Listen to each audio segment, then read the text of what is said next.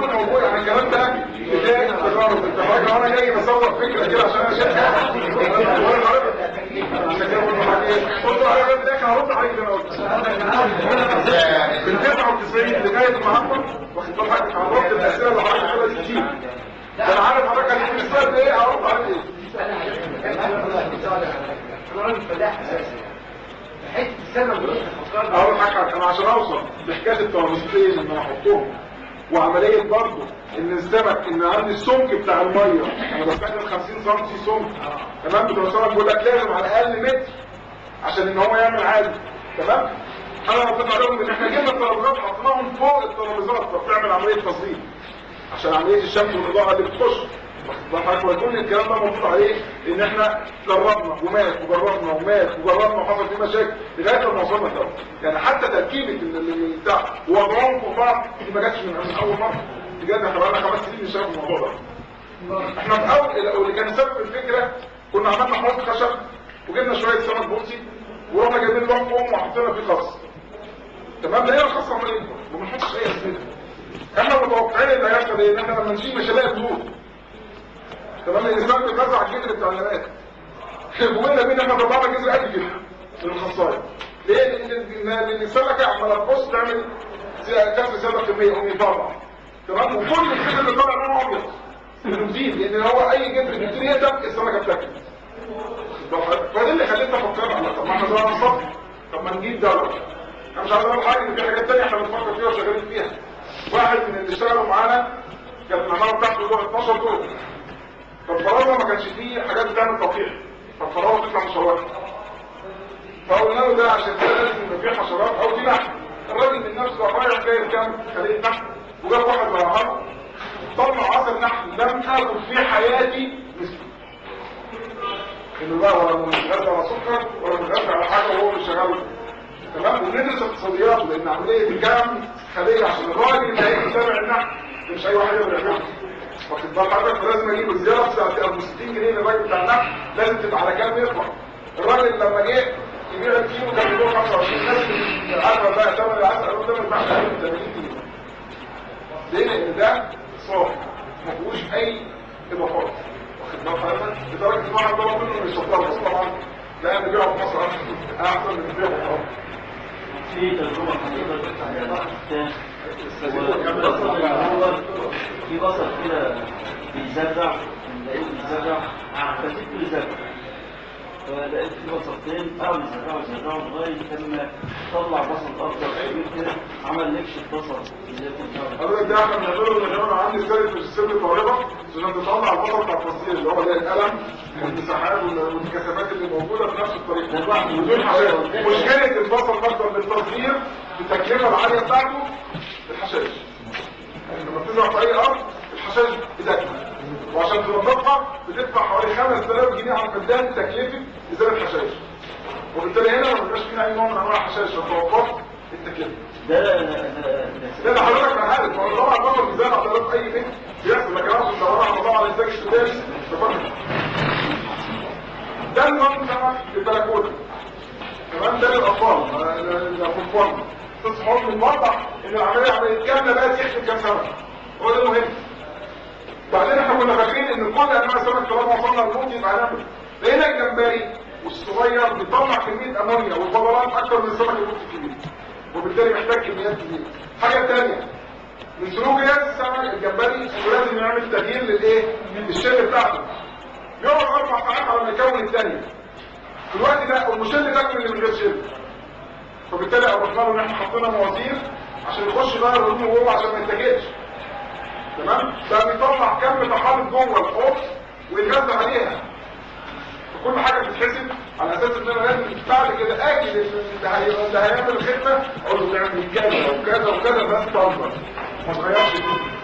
عايز تكبرها عن كده الضعف يعني بتعمل ايه؟ بتعرف واحده ستاندر تمام كام نبات مع كام سمكه بتحط فيها قد ايه ميه والكلام ده كله تمام. وهي عملناها 2 متر في متر عمق 50 ما عملناهاش متر ليه؟ عشان تقول على السطح لان انا عندي هنا هاخد الحوض 800 لتر يبقى عندي 400 لتر على المتر المربع. احنا قريبين من 350 اللي هو المثالي بالرغم من اساس انها بس ممكن تجيب كمر حديد وتقدر تعمل لغايه 6 متر مكعب ما يحصل حاجه. بس طبعا احنا بنتكلم عن حاجه تبقى سهله للناس، ما نقعدش بقى نجيب كام حديد وخش ايه المواد، لكن اقصد ان كل حاجه تبقى محسوبه عشان لما اجي على السطح ما يجيش واحد يقول الله يخرب بيوته وهات السطح بتاعه. دي ابتدت الفكره عجبت هيئه البرج العربي. عملنا له حوض وزرع عليها البتنجان، لما نجحت الفكره عمل 10 او 10 احواض، واصبح بيجيب السائح يختار السمكه وهي صاحيه ودخلها، عملها بيزنس. تمام؟ لما انت ما فيش بقى اكتر فريش من السمكه انت بتطلعها من الحوض، لدرجه قالوا لنا اعملوا لنا حوض ازاز جوه المطعم. تمام؟ بس طبعا ما ينفعش عشان الاداره اعرف ان انا من الاسف ان العمليه ما تنفعش، بس في الناس بتطورها. هنا ده واحد ثاني في المنصوريه عنده حمام سباحه في الفيلا بتاعته 10 متر و4 في عمق الاسفل. هو كان هيتم الحوض عشان ما حدش يقول ان حمام السباحه جاي، هو كان هيتم الطبيعه. جبنا له الصور البلاستيك ديت عشان تدفئه الميه في الشتاء. تمام؟ وحطينا 7000 زريعه سمك. تمام؟ بقت الميه بتطلع طبعا ما نقدرش بقى نعمل ترملات. فعملنا له مباني بره الحوض. تمام؟ فلتر كريملاه حصى صغير عشان يحمي مبدئي. بعد كده بينزل تاني طبعا ليها حركه ميه عشان ايه؟ اعمل عمليه ترويج زي النظام بتاع الترويج بتاع الايه؟ الميه بتاعت الشرب. يعني هو الميه بتطلع من فوق وتنزل من تحت وبعدين تطلع يعني وترتفع ليها سيستم لوحده. تمام؟ بعد كده فلتر في الميه عشان يحمي لو حاجه عدت. بعد كده الميه بتمر على المواسير دي عشان لما تاخد بعد كده الميه ترجع لنفس الطول. ده قدرنا ان احنا بقى نعمله كتجاري. طبعا هو الراجل اللي عمل الفكره دي وانتم بيسووها مشاريع عليها. يعني هو ما كانش عاملها احتراف. احنا عملنا حاجه للشباب هنا اهوت بقى، ما نعملش بقى مباني والاسمنت والكلام ده كله، بنعمله من البلاستيك السميك اللي بيتعمل بيه الاحواض. تمام؟ بيبقى 10 متر في 10 في عمق متر، وبيتعمل معانا الميزان بتاعته بيتكلف حوالي 20000 جنيه.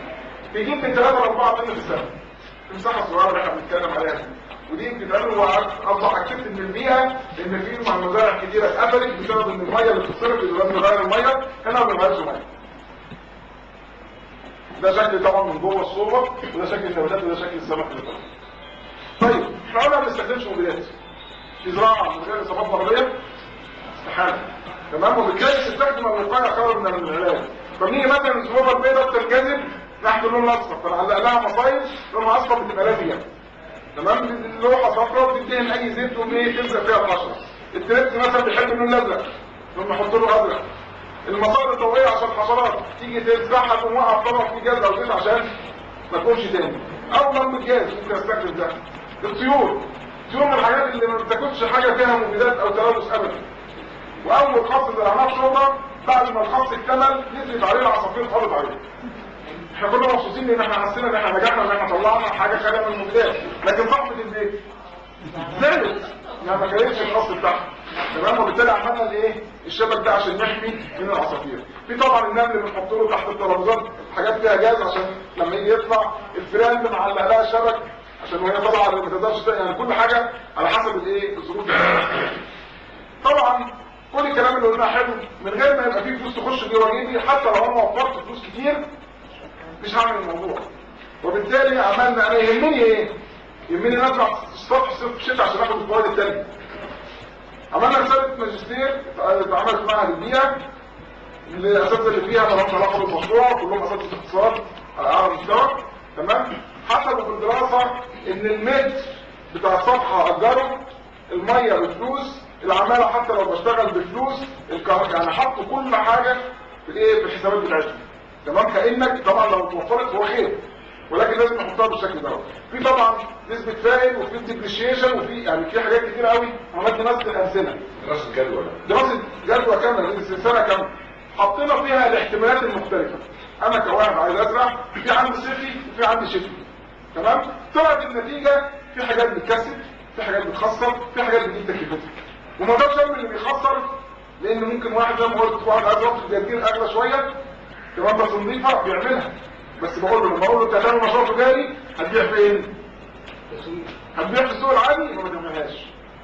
تمام؟ هتروح تبيع عند الناس اللي بتخاف على صحتها يبقى تعملها لان انت هتكلفك كذا. ده احتمال. طيب انا لما اكون بمسك في ولايه الدكتور وبصور في ولايه الدكتور في محاصيل ازرعها ومحاصيل ما ازرعهاش، لو جيت قلت لبتوع ولايه الدكتور هطلع لك بروكلي هياخدوك، لكن لما ابيع في الزمالك وبين ولايه والزمالك مفيش. تمام؟ انا كمان لما اجي اختار اول سؤال بساله هتبيع فين وهتبيع امتى؟ انا جالي واحد في اسكندريه مستثمر قال لي انا مستعد امول 400 صف في اسكندريه، والناس فرحت قوي، كانت جمعيه اهليه وبتاع، وتعالى قابل الدكتور.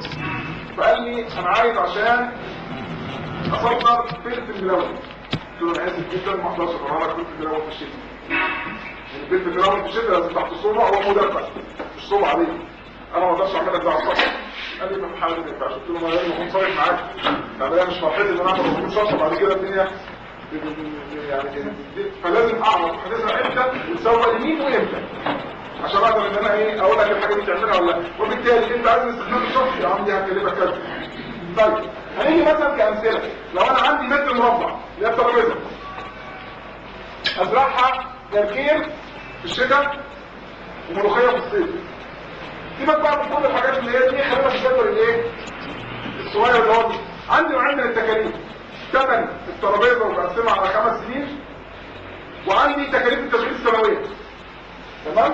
فبجمعهم في اجمالي التكاليف الكليه، فالمتر مربع هيكلفني 88 جنيه اللي هو جزء من ثمن الترابيزه في 5 سنين مع تكاليف التشغيل.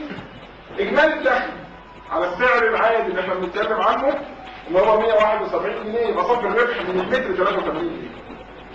ده يعتبر حلو جدا لما انا قارنت ان انا دفعت 171 جنيه جبت 83 جنيه.